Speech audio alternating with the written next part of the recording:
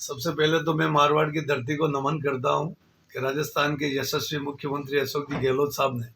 75 साल के इतिहास में पहली बार श्रमिकों के लिए एक बोर्ड का गठन किया और मुझ जैसे एक छोटे से मजदूर को राज्य मंत्री का दर्जा दिया।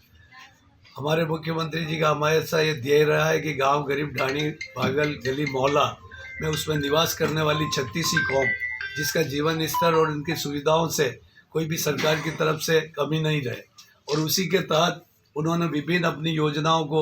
जो साकार दिया है, वो एक केवल देश ही नहीं दुनिया में उसका परचम लहरा रहा है। चिरंजीवी योजना जो विश्व का एक रिकॉर्ड बनाने जा रही है, जिसमें एक अमीर और गरीब आदमी 5 स्टार हॉस्पिटल में जाकर अपना इलाज करा सकता है, जिसमें पहले गरीब आदमी इलाज के लिए मोहताज था, उसको घर बेचना पड़ता था, ज़मीन बेचनी पड़ती थी, गहने बेचने पड़ते थे। लेकिन एक 10 लाख रुपए का बीमा करके गरीब आदमी अपना एक अमीर आदमी की तरह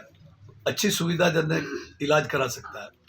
मुझे ये बोर्ड बनाया, उस बोर्ड के माध्यम से मैं संगठित और असंगठित मजदूरों के लिए कल्याणकारी योजनाओं के लिए मुख्यमंत्री जी से मैंने 10 करोड़ रुपया सालाना बजट का प्रावधान किया, और आगामी बजट में मुझे जो राशि मिलेगी उससे मैं राजस्थान के प्रदेश के जो हमारे करीबन 1.25 करोड़ मजदूर हैं, उनके कल्याण के लिए मैं विस्तृत योजना बनाना चाहता हूँ। और मैं बताना चाहता हूँ कि राजस्थान के मुख्यमंत्री जी ने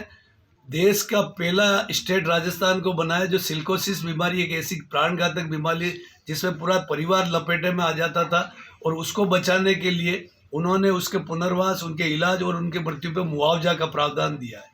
तो ऐसे इसी तरीके से जो कर्मचारियों के लिए जो पुरानी पेंशन योजना वापस जो एनडीए की सरकार ने बंद कर दी थी, उसको पुनः बहाल किया। 7वां वेतन आयोग, 2-3 निगम जिसमें रोडवेज प्रमुख है उसमें नहीं मिलता था, वो 7वां वेतन आयोग लागू किया। वसुंधरा जी के समय से बकाया था कर्मचारियों का भुगतान, वो भुगतान 500 करोड़ रुपया मुख्यमंत्री जी ने राज्य सरकार का कर्जा लेकर दिवाली के 3 दिन पहले उन्होंने डाला। कोरोना काल आपके सामने एक बेहतरीन प्रबंधन के लिए स्वयं प्रधानमंत्री मोदी जी ने गहलोत साहब के कार्यों की सराहना की है, और आप देखिए कि उन्होंने किस तरीके से प्रबंधन किए। प्रदेश के बाहर जो काम करने वाले जो मजदूर थे उनको प्रदेश में, अपने प्रदेश में लाने के लिए गाड़ी रेल की व्यवस्था की, और प्रदेश से बाहर के निवासियों को यहाँ से साधन सुविधा से उनके घर तक पहुँचाया। यही नहीं, BOCW बोर्ड के मार्फत जो मजदूर पंजीकृत है, वेंडर्स है, उनके लिए 5,000 रुपया उनके खाते में हमने डलवा कर कोरोना काल में उनको रोजी रोटी की व्यवस्था की। ऐसी अनेकों योजनाएं, मैं अगर गिनाने लग जाऊंगा तो सुबह से शाम हो जाएगी। लेकिन हम अब ये चाहते हैं कि ऐसे यशस्वी मुख्यमंत्री इस जोधपुर में पैदा हुए, और जोधपुर की धरती ने एक देश को एक ऐसा नेता दिया, प्रदेश को ऐसा नेता दिया जो विश्व में, जिसने जन कल्याणकारी योजना और गांव